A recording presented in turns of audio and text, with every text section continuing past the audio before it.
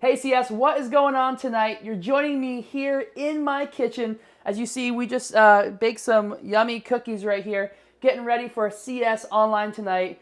We are so excited that we get to hang out together on Zoom and chat.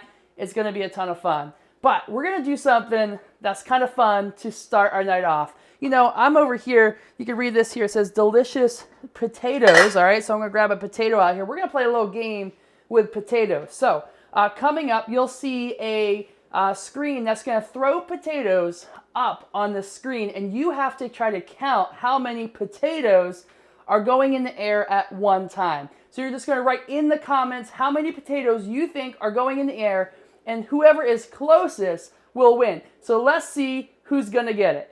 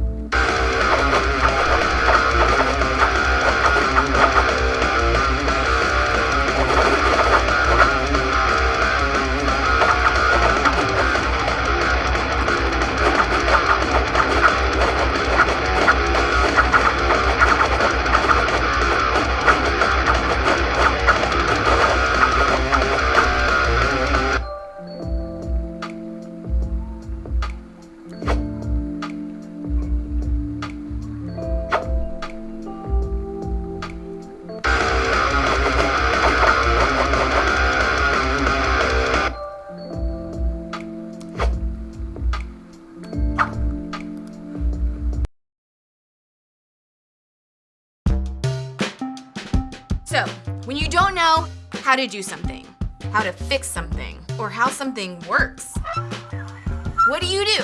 Ask a teacher? Ask your parents? Ask your friends? Ask someone you really know and trust? No! You go to the internet and ask some randos. But I'm not talking about creeps here, I hope. No, I mean the people of the internet! You know, those people who make how-to videos. Because chances are, if you're trying to figure out something, someone on the internet has already figured it out for you. Things like, how do I unsend a text? No. How do I do a winged eyeliner? How do I get rid of the zit by Friday night? How do I get out of gym class? How do I screen cap Snapchat without getting caught? They'll never know. But then there are things in life that don't have an easy fix, that don't have a simple solution, that don't have a how-to video. Things like what to do when you have problems with family, or when it seems like you have no control in your life, or what to do when someone has done something to you. I mean, clearly, they gotta go. The truth is, There's a lot of life that doesn't have a solution you can just find online. So how do you know what to do when you don't know what to do?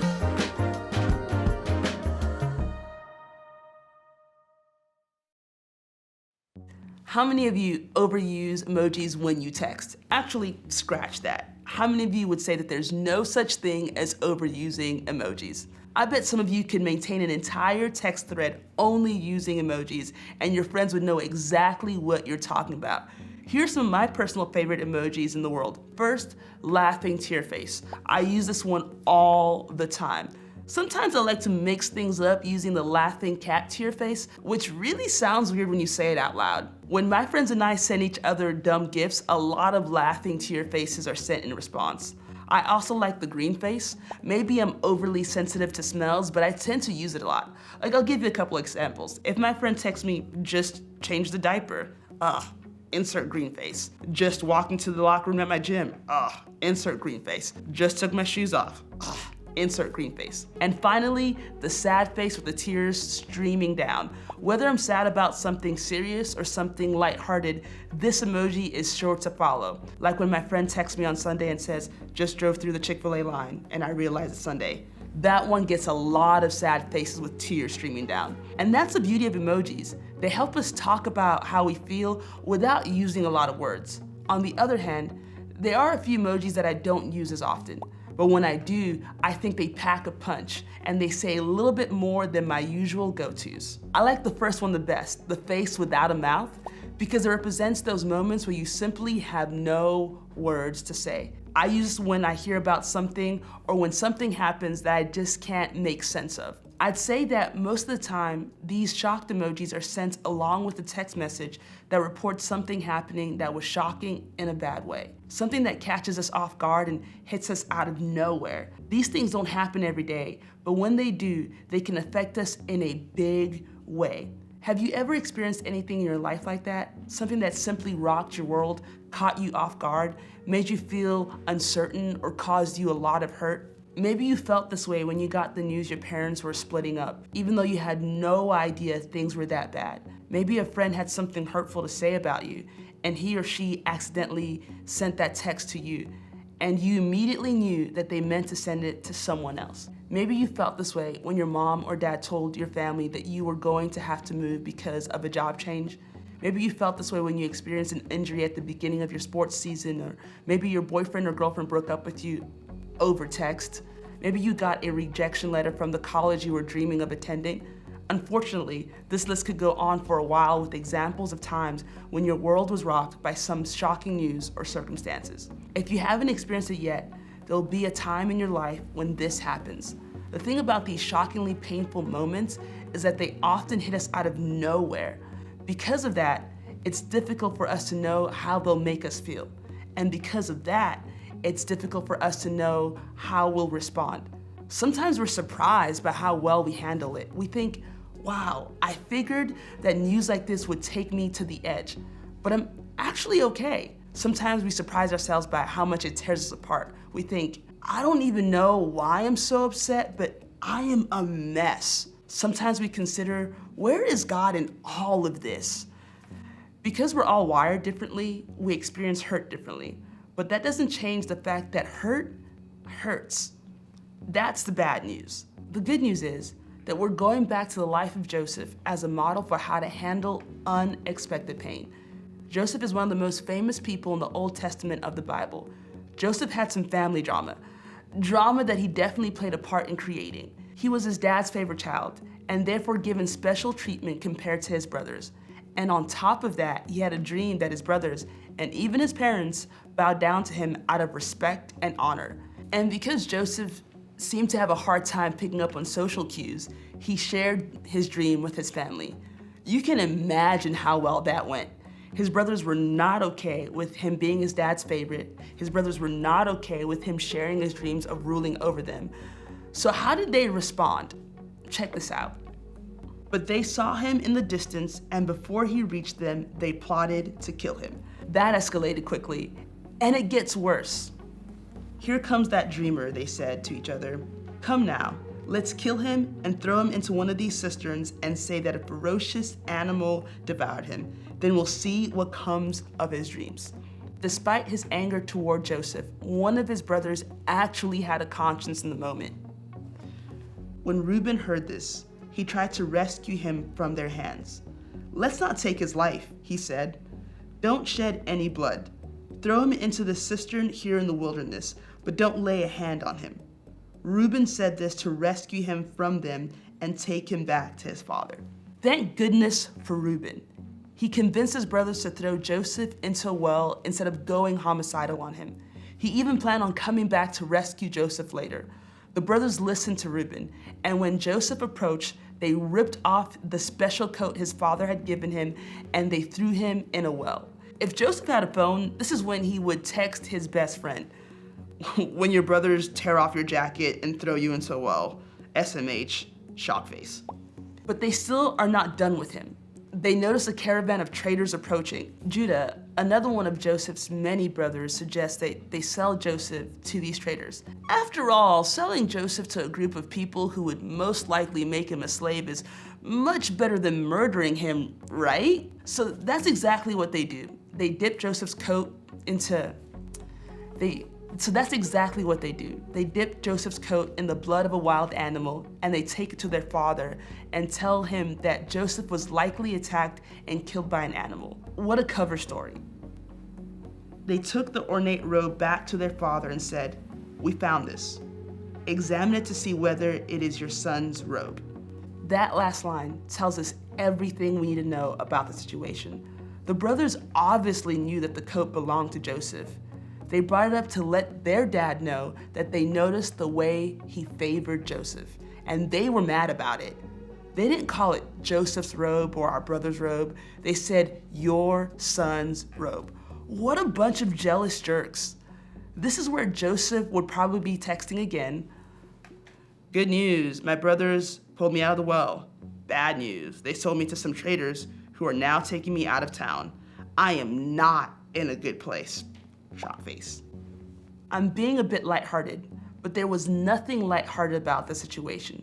We simply can't imagine the fear, despair, uncertainty, anger, and hurt that he felt. Betrayed by his own flesh and blood, sold into slavery by the brothers he grew up with. The message being sent was loud and clear.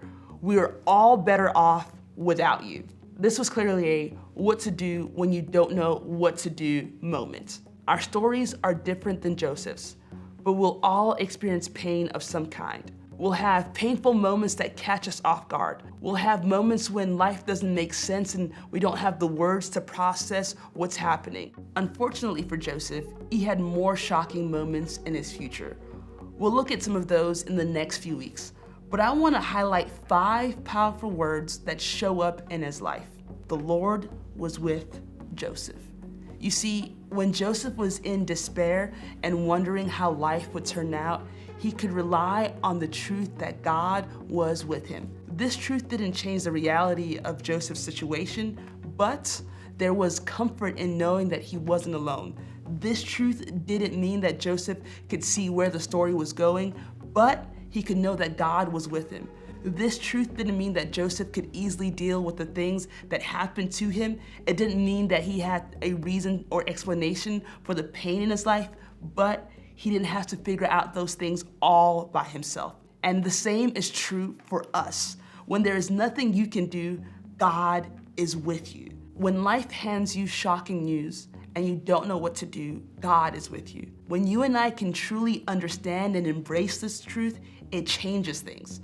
Our circumstances may not change. After all, Joseph wasn't immediately returned to his parents, but it changes our perspective on our pain. It changes how we see what we're going through. Knowing that God is with us may not change our circumstances, but it might just change us. It might just give us enough hope to keep going, even in the midst of hopeless situations. It's easy to give in to the hurt we've experienced. It's easy to let fear overwhelm us or anger consume us. We have a lot of reasons to let difficult and sometimes unfair situations get the last word. But when we know that God is with us, the uncertainty of life doesn't get the last word. God does. But what does that look like for us? There are no formulas or easy answers for getting through hard times, but here are some things to do in the meantime. First, be real. Feel your feelings.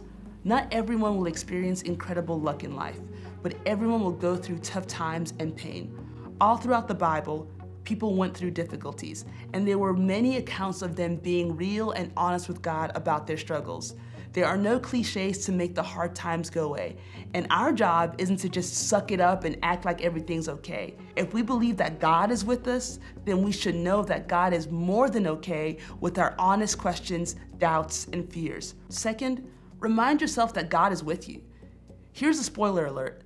Things did eventually work out for Joseph, but we know that because we can read the whole story in the Bible. But when Joseph was in it, he didn't know how it would turn out. There were no spoiler alerts for him. All he could do is face another day wondering how things would turn out. But he held on to one thing, that God was with him. In moments when life is toughest, that's when this reminder is most important. God is with you, and your story isn't over yet. Our life will be full of moments where we don't know what to do about our pain. We'll want to insert the shock face emoji a lot of times. In those moments, it's important to know that when you don't know what to do, God is with you. And we know that God is with you and for you, it will give you the hope when things feel hopeless. It won't make the difficult circumstances go away, but you'll have something to count on. You will know that you are not alone.